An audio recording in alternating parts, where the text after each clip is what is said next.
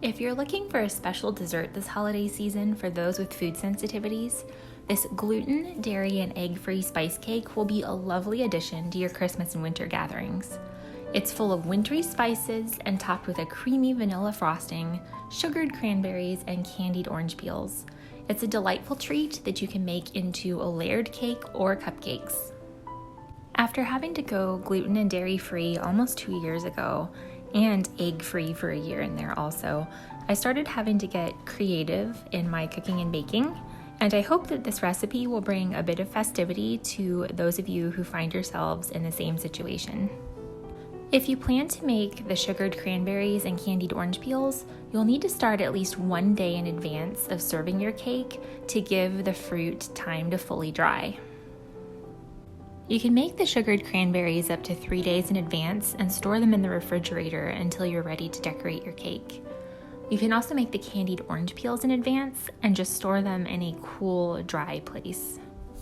To make the sugared cranberries, you're going to bring your water and sugar to a boil in a saucepan, stirring to dissolve the sugar, and then remove the pan from the heat. Place your cranberries in a heat-proof bowl and pour the hot syrup over the berries. You're going to need to let this rest for at least 8 hours or overnight.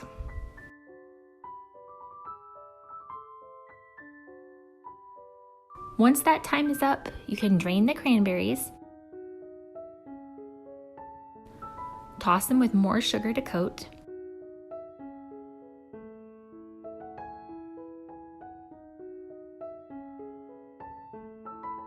and spread them out on a baking sheet lined with parchment paper and allow them to dry for several hours. For the candied orange peels, you're going to cut the tops and the bottoms off of the oranges and then score the peel and the pith, which is the white part of the oranges, into quarters with a knife.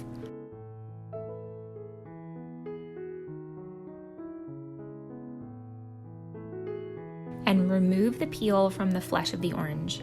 You can set the oranges aside in the refrigerator for a snack or other use. And then you're going to slice the orange peels into 1/4-inch strips. Place the strips in a saucepan and fill it with enough water to cover the peels and bring it to a boil. Once it's boiling, drain the peels, cover with more water, and repeat the process. This is removing the bitterness from the peels. You're going to do this a total of 4 to 5 times, and the more you do it, the more likely you are to remove all the bitterness from the peels and make it a more enjoyable eating experience. After the final drain, you're going to set the peels aside, and in the now empty pot, whisk together your water and sugar and return it to the stovetop over medium-low heat and bring it to a gentle simmer. Once it's simmering, add the orange peels to the pot and simmer gently until the white part is somewhat translucent, and you're going to need to check it every 10 minutes or so, swirling the pan as needed to make sure all the peels are covered. This may take 45 to 60 minutes or even more, and the peels should look slightly glossy when finished.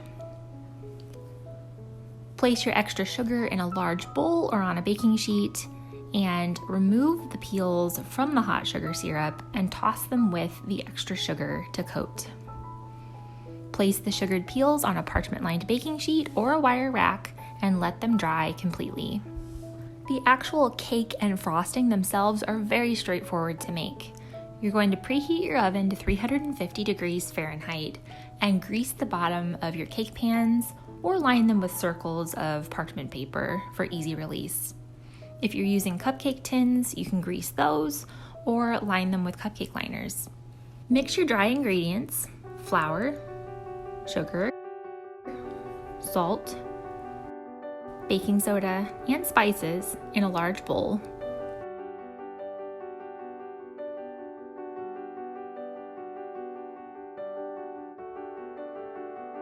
Then mix your wet ingredients, coconut milk, water, oil, apple cider vinegar, and vanilla extract, either in another bowl or large measuring cup, or you can just add them directly to your dry ingredients, which is what I tend to do to avoid extra dishes. Stir the wet mixture into your dry mixture and make sure they're thoroughly combined, especially being on the lookout for dry ingredients that are lurking at the bottom of the bowl. Sometimes they tend to collect down there. Finally, stir in your shredded carrots. If you don't have shredded carrots, shredded apples would be a lovely substitute. I like to use my food scale when I'm filling my cake pans to make sure I get the batter as evenly divided between the pans as possible. Put your empty cake pan on the scale, zero it out, and then pour in some batter. You can take note of the weight and do the same for the other cake pan. Keep weighing and dividing the batter until they're roughly the same. It doesn't have to be perfect, just pretty close is good enough. Bake these until the cakes spring back when gently pressed and a toothpick inserted into the center comes out clean. You can find my recommended baking times below. As a side note, you can find all my notes below in the description and a link to the recipe on my blog, which is also linked below in the description.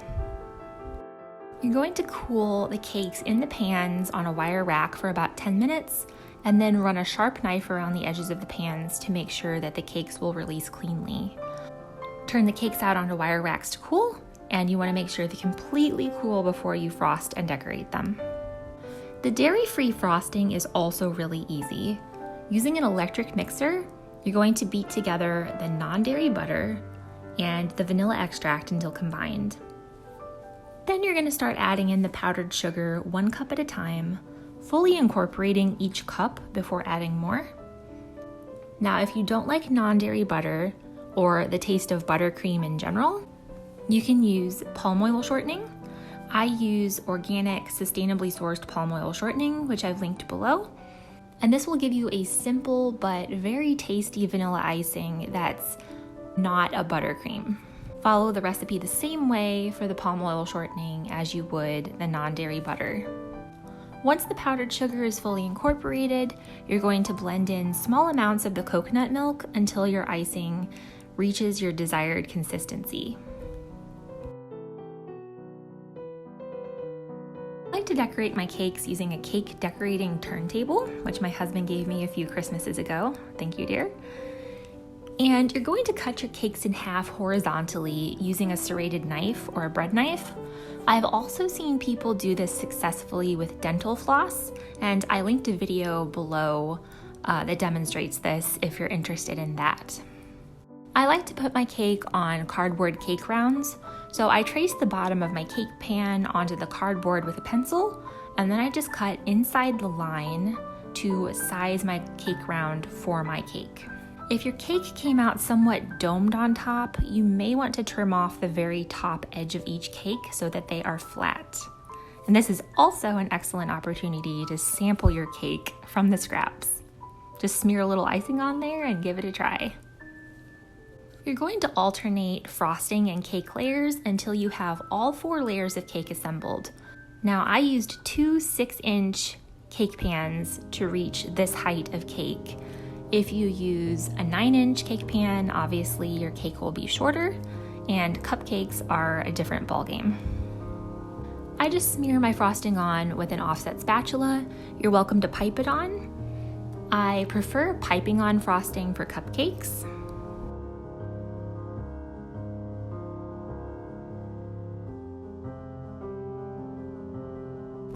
Once you have all your layers assembled, you can ice the outside of the cake with frosting and then decorate it with your sugared cranberries and candied orange peels.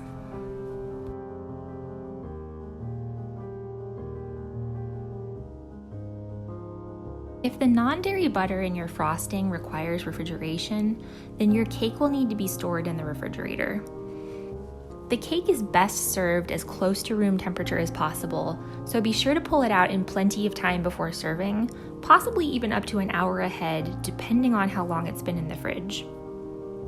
Be sure to cover up any exposed parts of the cake before you place it back in the refrigerator to keep it from going stale quickly. It's so nice to have a treat that people with food sensitivities and allergies can feel good about eating, and they can feel included in the holiday celebrations as well.